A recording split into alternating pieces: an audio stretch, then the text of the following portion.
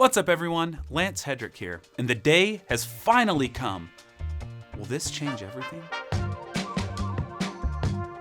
Now, just about 2 years ago, I made a video on the Timemore 078. Now, at that time, it was not released in Europe or the US or a lot of other places, but it was released in a couple of areas, and it seemed that one specific AliExpress store was shipping to Norway, so I used a VPN, I put my address in Portugal, and it showed up at my door.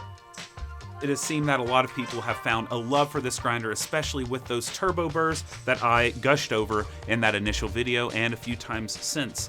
In the months after, once people received their Kickstarter grinders, they were yearning for SSP burrs.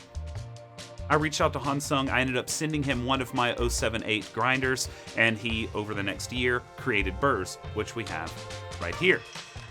SSP burrs, especially the bigger in diameter, get quite pricey, and these are now out for around $350, which is a chunk of change, almost half of what this costs, which I believe is currently at $900. So they're not a cheap pair of burrs. Now, to be fair, I did bring up I didn't think there was going to be much improving on the filter profile, even with SSP burrs, because I found the filter profile with the turbos exquisite. But I know that a lot of people wanted to have that SSP option because they wanted something that could do both filter incredibly well as espresso, and the turbo burrs simply can't do espresso. Timemore does have that espresso burr set called the 078S, and they have a different geometry that do a fair job on espresso, though I don't quite enjoy them as much for filter. They make everything a bit too blendy, a bit too muddled. It just doesn't really tickle my fancy, so to speak.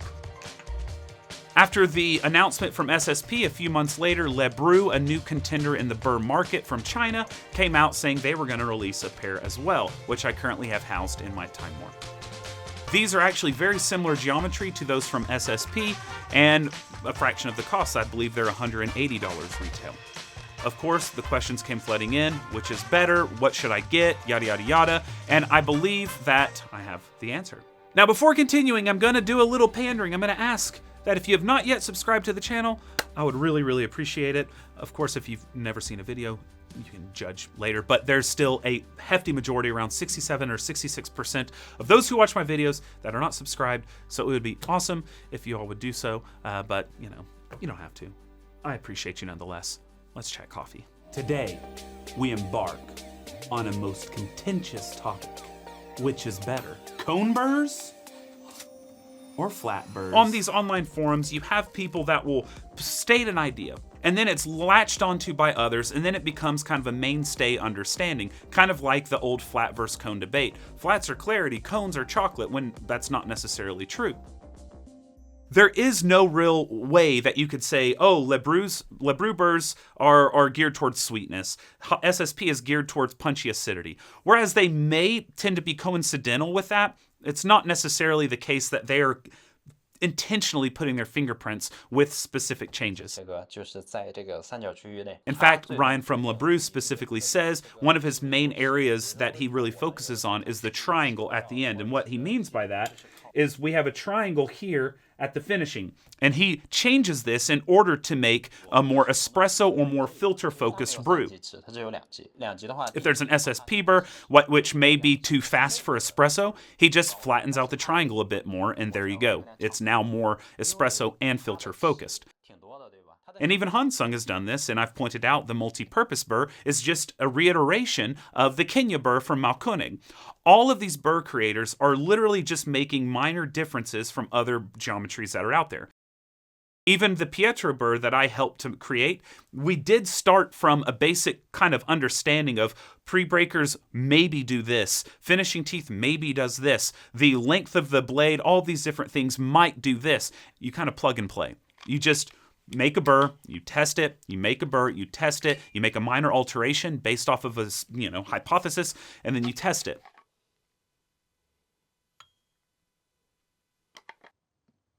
I only now have one Timemore 078, so I was not able to do direct comparisons, though I have held on to these burrs for a while in order to have a good understanding.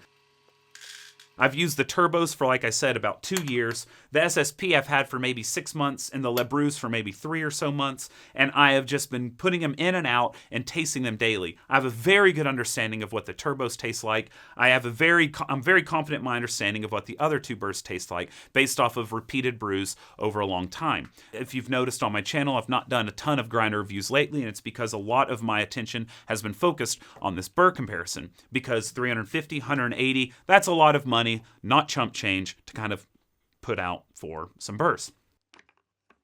There were a lot of people pointing out that the design on the SSP looked similar to the HU or the ULF for the 80 millimeters. So that's what I have in my EG1 currently, and is what I've done a lot of head-to-head with. And then, of course, I wanted to do it against the Pietro in order to kind of see what it is along those, because there are many people who have compared the 078 turbos with the Pietro as well.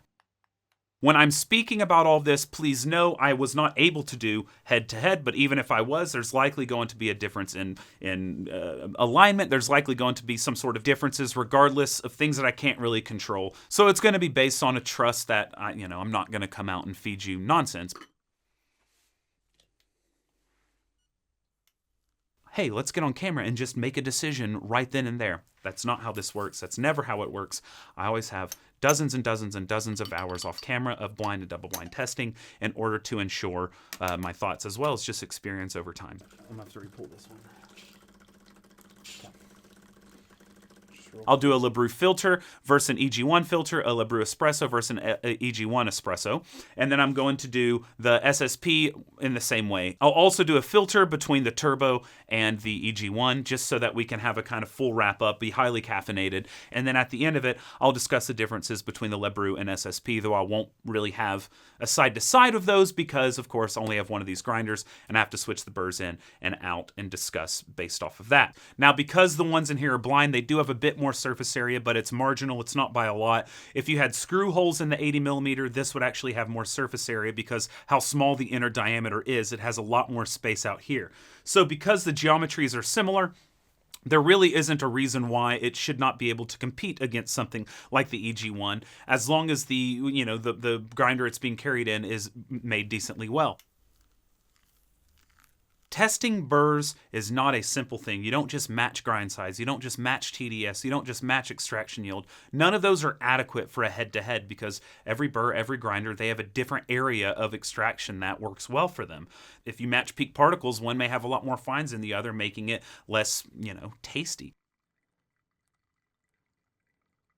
It takes many taste tests. It takes a lot of understanding of the burrs over a long period of time to kind of have an understanding of where they taste best and what kind of their characteristics tend to be. If I show a color red too, a lot of people will perceive that red differently. In the same way, when you taste a coffee, people perceive it in different ways, especially depending on your cultural background. This is by no means a perfect test. I have burrs in an EG1 versus burrs in an 078. The idea is to kind of discuss what I've noticed in the past as well as what's going on in these right now. Now, to point out, the LeBrew, I have to grind a lot coarser than the ULFs because they tend to produce a lot more fines and slow the drawdown. Even here, I probably ground a full, 80 or 100 microns more coarsely with the LeBrews, and they still took about 20 seconds longer to draw down with a simple recipe. There's no such thing as pure objectivity on these things. It's based off of experience and trial and error and tasting a lot of different burrs and grinders and a lot of different coffees. But anyway, I'm using a moderately lightly roasted Ethiopia coffee in order to taste these right here, and we'll discuss their tastes afterwards. So let's do it.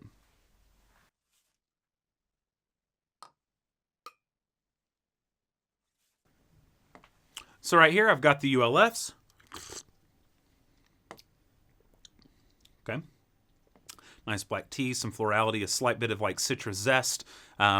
Just a really pleasant representation of the coffee. There's a little bit of a kind of cocoa on the finish.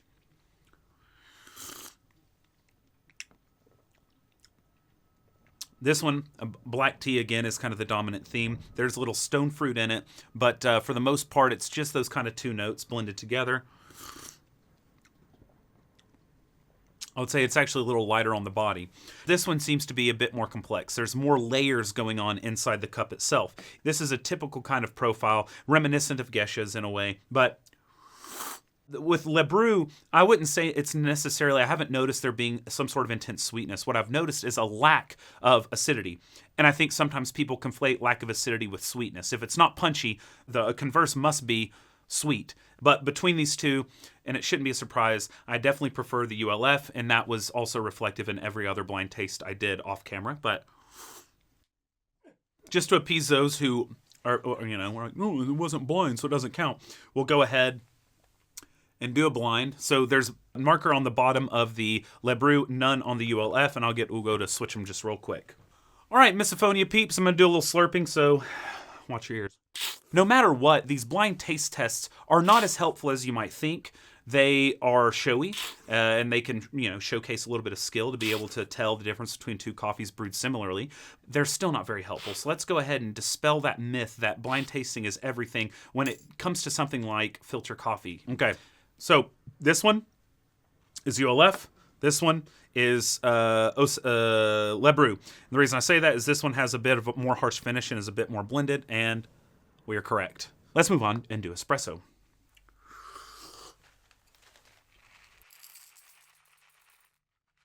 If you're looking for traditional espresso, I wouldn't recommend either one of these burrs. I'll just tell you right now, over the 078S.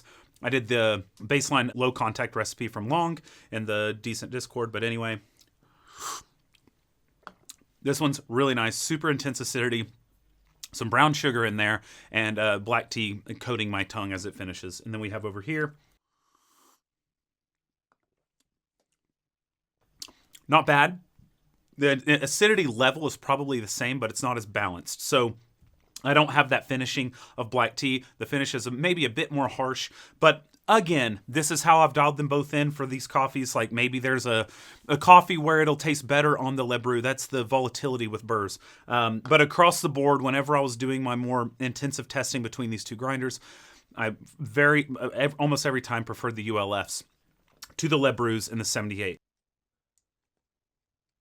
I've seen some criticism of the alignment in the Timemore, and I've yet to see a compelling argument for why that is, other than the marker test, which I don't think holds as much water as many people think. I think the first thing you need to do is test the runout on your Timemore if you really want to see how well it's aligned or not. And I tested this in two different ways. I put a dial indicator through the top. I took the hopper off, and I was able to get it onto the auger. And then I also put a test indicator in there just to have a separate, sanity check. And both of them were reading plus or minus 2 microns, which is very, very good. While I'm doing this, I do want you to watch how I'm switching the burrs out. Yes, it's a bit more intense than other grinders, but I've seen people overcomplicate the crud out of it, and it's really not that difficult. So as you can see, these two burrs are somewhat similar in geometry. So we can see here, though, that this one has many more pre-breakers than the SSP. So 16 pre-breakers to 14. Another big difference is the angle of the pre-breakers. The height of it is much more shallow in the LeBrew. Because of the lesser pre-breakers and the higher angle here, the SSP will feed more slowly into the burrs than the LeBrew. This will be a much more aggressive cut, which is also why you're producing more fines with the LeBrew. You also see on the ends here that they are a bit different. We have a flush triangle on this one, whereas this one seems to be split, and there's a tiny triangle near the end. So it's almost like there are 3 separate triangles on the finishing teeth with the LeBrew. You have a really tiny one, you have one that's kind of beside it, all enveloped in one bigger triangle.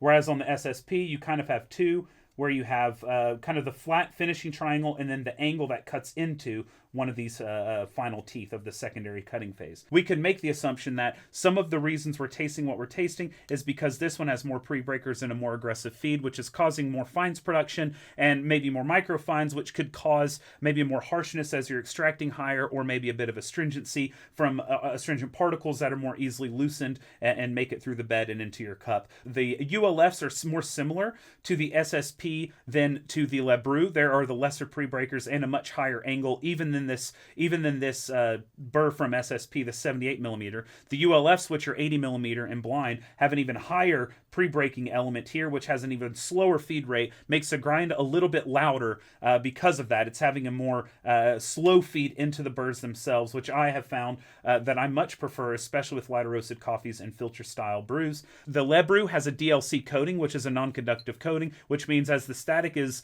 built up, it can kind of dissipate.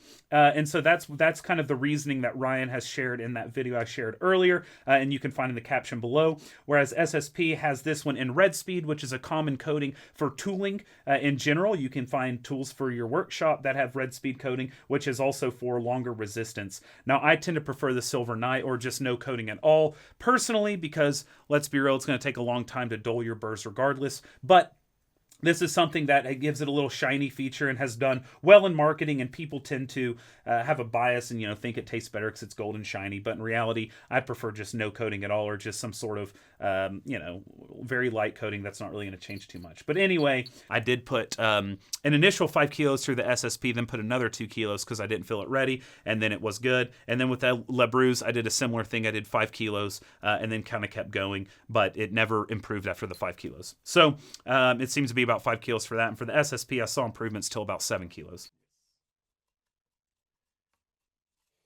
I should also note that the LeBrew tends to get a little bit of buildup behind that fixed burr, which doesn't happen with the SSP or the Timemore burrs. There's a little bit of retention that is able to fit behind the crevice, which is just a manufacturing thing. They should probably make one that's specifically a fixed burr that might have a little bit more thickness, or that might just get a little closer to the plate so that doesn't happen. But there was about a gram of coffee that was stuck behind that fixed burr. Just noting that.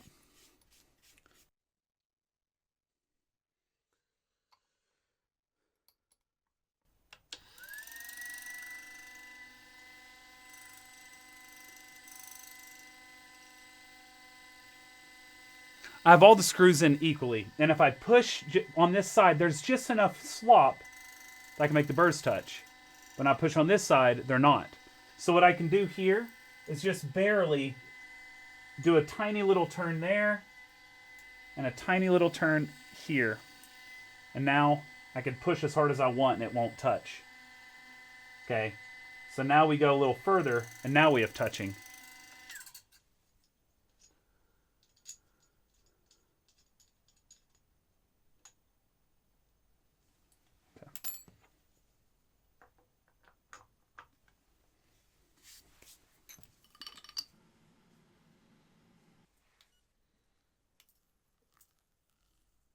All right, so I ground the SSP just slightly coarser than the ULF. We had identical drawdown times, both at 228, and the beds actually are both super clean. There's not lots of fines kind of deposited there. It's not muddy like the LeBrew one was, but let's go ahead and taste these out. Now, of course, the ULF should taste the same, but we'll see how it does in comparison to the SSPs.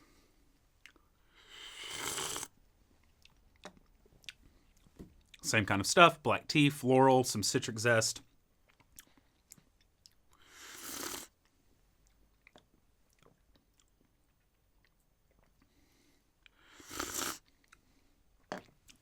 This one is similar, but the acidity is not as I don't want to say intense because that makes it sound like this one's super punchy. This is not a very intense coffee, but it's not as structured, I guess I would say. The floral aspect is actually a smidgen more in the forefront. I'm not saying it's more florality. I'm saying maybe because the lack of the presentation and structure of acidity, the florals can take more of a center stage. It might have the same amount of florality. The ending, though, is not nearly as nice as the ending on the ULFs, and I actually went finer with those. So you would expect the ending to be a bit more harsh with probably a higher extraction than the one here, but I dialed them both in to where I thought they tasted the best. So even in this, I would still lean towards the ULFs, but let's go ahead and do the blind taste. To be clear, the one with the marking on the bottom is the SSP.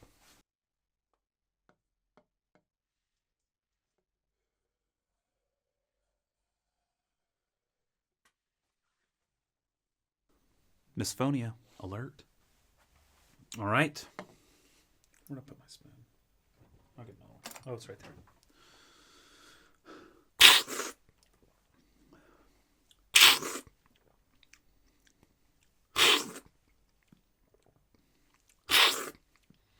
This one tended to have a bit better presentation of acidity. Yep, and that's the ULF. All right, cool. So this one had the less acidity, it was more muted in comparison, and the floral stood out more, but it also had that more harsh finish, and that one has the marking, the P on the bottom. Let's do espresso.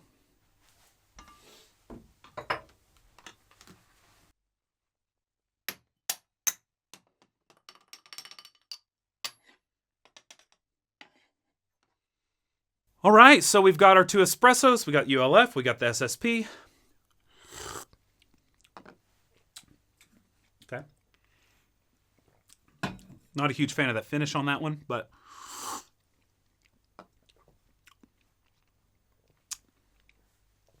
in this case, they're actually very similar with this really fast profile I'm running. I would say I might even, with this specific pull, might lean towards the SSP multi-purpose, at least from that sip.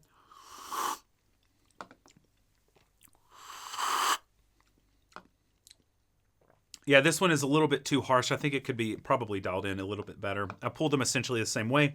This one has just a bit nicer and more pleasant acidity, not as harsh, but overall, when testing, I actually found that I leaned towards the ULF, but it wasn't as decisive. There were times where this one was pulling just as nice of coffees as the ULF was. So when it comes to espresso, they tend to be a bit more similar as far as their presentation, though there are fewer fines produced in the ULF. I can't really explain why they are more similar than they are in filter when it comes to the espresso, but again, this is with more modern shots, which may be more forgiving due to the coarser grinds that you are using. When it came to finer grinds on both of them, as well as with darker coffees, the ULF doesn't perform as well as either the LeBrew or the SSP with those more traditional shots. I found that I had a lot more finer settings with the SSPs, which was odd, though I think it's just more so it could have a finer particle peak. The fines produced from the LeBrew definitely had more than enough to make puck resistance go as high as the SSPs could, even though the SSP had a finer particle peak.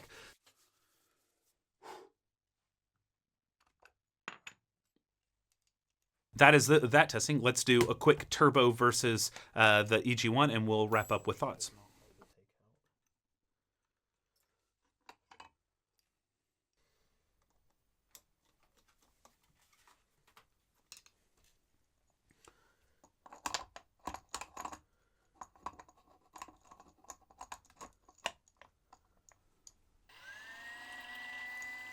Yep, we're good now.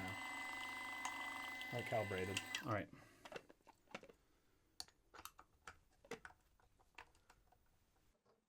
Now on these, I actually did very similar grind sizes because they both are very low fines and they both drained relatively quickly. So anyway, let's go ahead. We'll do a little taste. ULF. Same as usual.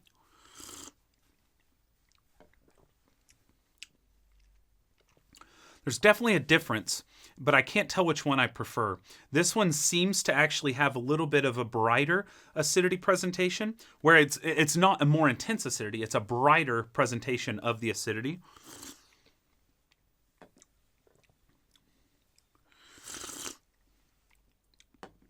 But I think it's a deeper acidity in this one here. So this one's more like an orange, whereas this one might be more like a I don't know, it's a softer, like a clementine or something like that. But this one does also taste a little, maybe a little sweeter.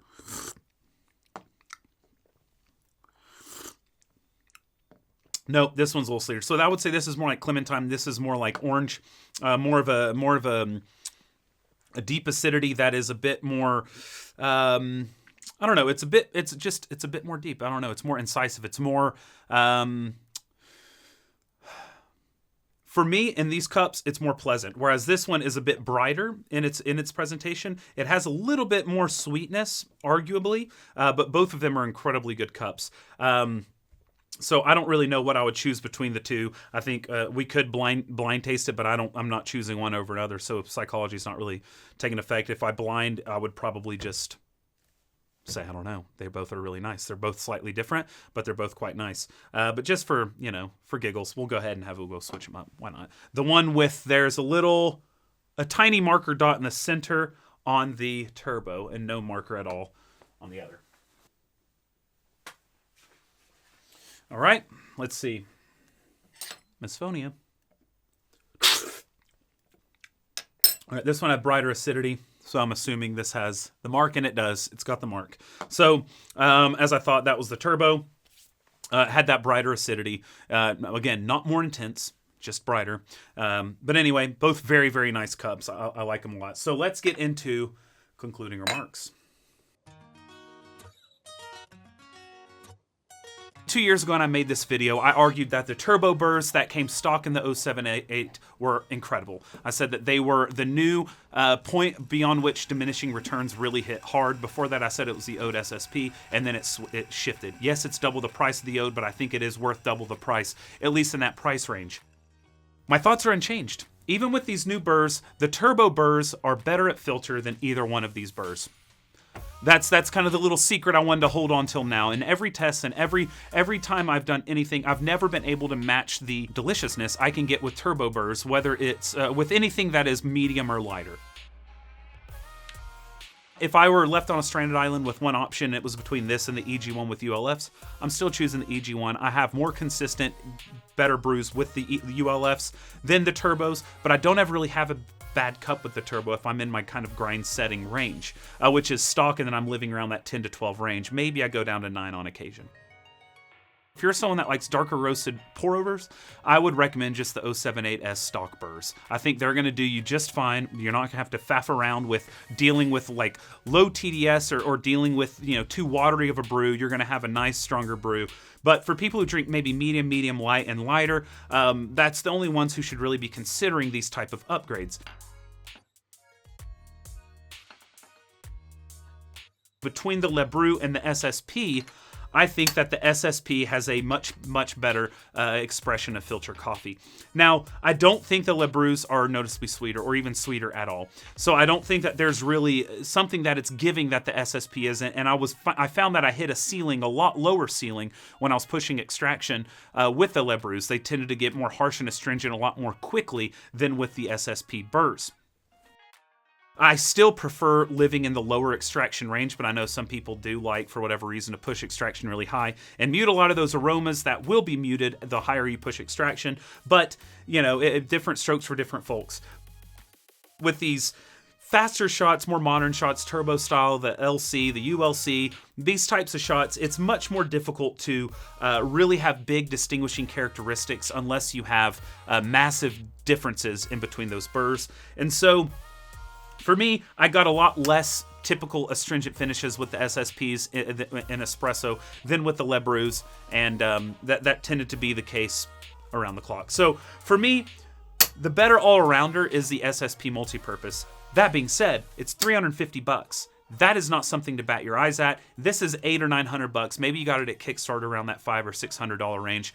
That still puts this close to or over $1,000, with the burrs being a big part of that cost. So if you're someone that has the 078S, you do 60-70% espresso, 30-40% filter, maybe it makes sense to buy these burrs.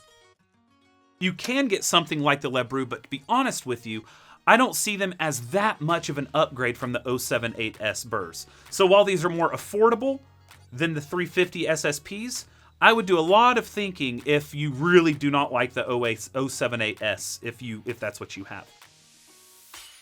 This is the 078, which means it has a little bit coarser thread pitch, but I can dial espresso in just fine with 5 microns as opposed to 3 microns, which is the difference between 078S and 078. This also gives me a bigger range, which is why I was pushing people to the 078 as opposed to the S. So you can go from really fine espresso all the way to really coarse, bigger dose pour-overs. With the 078S, you have a much more difficult time doing that. With the LeBrew, it's even more difficult if you have the 078S, because I found I needed a lot coarser grounds in order to get decent pour-overs than I did with the SSPs. So I needed that bigger range on the 078 than if I had the 078S with the finer thread pitch. I was still getting quite a bit of muddy beds. It had, because of those extra pre-breakers, which is allowing a faster feed into that cutting zone. When you're doing these faster shots, you had to have a higher peak particle than you do with the SSP multipurpose, and that's because it produces more fines, which forces you to have a higher peak particle to have a similar resistance at a similar recipe than the SSPs, though there are times where they would have similar shots if you're doing super fast flow rate based espressos. I am excited about these other LeBrews that I have in. I did receive the 64s, the 98s, and I'll be doing extensive testing with them. I'm not as excited with the SSP as I was hoping. I was hoping they would mimic the ULFs because he has essentially the same amount of real estate to work with, and they just did not come to fruition. In fact, after that first 5 kilograms, I was really disappointed with the performance of these, even on filter, because everything tasted kind of muted. But as I kept seasoning, and it did take a good bit of seasoning, close to 15 pounds or about 7 or 8 kilos, they started to really do a much better job, but they still paled in comparison to the turbo burrs on filter.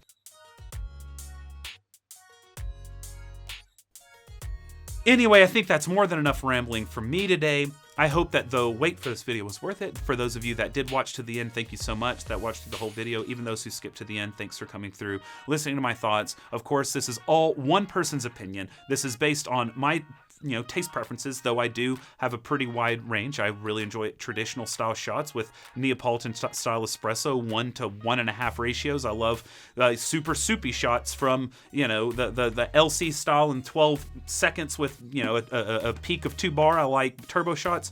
I like everything in between. But even still, I have obvious biases. Though I buy my machines and buy my coffees and all this stuff, there are going to be biases based off of what I grew up eating, what I grew up drinking, things like that. So if you have vibed with my recommendations in the past, well then this may be good information for you. Otherwise, I hope it was entertaining nonetheless to see a crazy coffee coop drink so much coffee and dispute over small miniature differences in burrs that I'm sure there are people watching who think this is all hogwash, but we've got proof, so it's all good. But that's enough for me today. Thank you for watching. Check out my second YouTube channel where I go even more into depth on rants and different things like that.